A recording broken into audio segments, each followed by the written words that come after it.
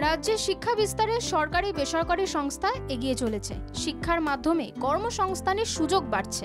এর মাঝে নেতাজি ইন্ডোর স্টেডিয়ামে হয়ে গেল 3 দিন ব্যাপী কেরিয়ার ও শিক্ষা মেলা এডুকেশন ইন্টারফেস 2025। কেরিয়ার প্ল্যানার এডুফেয়ারের উদ্যোগে আয়োজিত এই মেলায় অংশ নেয় 150টির বেশি শিক্ষা প্রতিষ্ঠান। 17 থেকে 19 মে পর্যন্ত এই শিক্ষা মেলা চলে।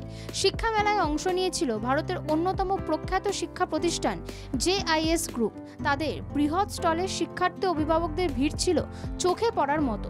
JIS গ্রুপের ম্যানেজিং ডিরেক্টর তথা JIS বিশ্ববিদ্যালয়ের আচার্য সর্দার তরণজিৎ সিং বাংলা জাগোকে একান্ত সাক্ষাৎকারে তাদের শিক্ষা প্রতিষ্ঠানের কর্মকাণ্ড ও আগামীর পরিকল্পনা সম্বন্ধে বিস্তারিত বলেন। কিভাবে তাদের এই সাফল্য মিলেছে তা স্পষ্ট করেন সংস্থার কর্তারা। নতুন কম্পিউটার উপরে অনেক কোর্স এসছে যেগুলো আমরা করছি। ওই এখন ইলেকট্রনিক্স মধ্যে চলে আসছে, ইলেকট্রনিক্স কম্পিউটার মধ্যে চলে আসছে, এরও অনেক কোর্সে খোলা হচ্ছে। যে আছে ভর্তি হল আপনাদের অনেক লাভ পাবে আর আমাদের স্ট্রেংথটা বাড়ান, আপনারা আসলেই আমাদের স্ট্রেংথটা বাড়বে।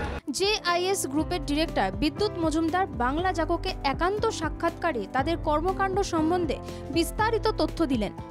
আমরা তার সঙ্গে IIPC মানে ইন্ডাস্ট্রি ইনস্টিটিউট পার্টনারশিপ সেল খোলা হয়েছে, সেখানেও আমরা উৎসাহ দিচ্ছি। আবার চাকরির জন্য ক্যাম্পাসিং হচ্ছে এবং ক্যাম্পাসিংয়ে মোটামুটি একটা ছেলে একটা দুটো করে অফার সবাই পাচ্ছে, সুতরাং কেউ বসে নেই, চাকরি পেয়ে যাচ্ছে। এবং আজকের দিনে পড়াশোনাটা কিন্তু মূলত পেশাদারি হয়ে গেছে, এই কারণে সাধারণ কোর্সের থেকেও কিন্তু স্কিল ওরিয়েন্টেড পড়াশোনাতে চাকরির সুযোগটা অনেক বেড়ে গেছে। একটা ছেলে ইঞ্জিনিয়ারিং পড়লে জানে আমি কোথাও না কোথাও চাকরি পাবো। ক্যামেরায় সৌমেন ঘোষালের সঙ্গে রাহুল চট্টোপাধ্যায়ের রিপোর্ট, বাংলা জাগো।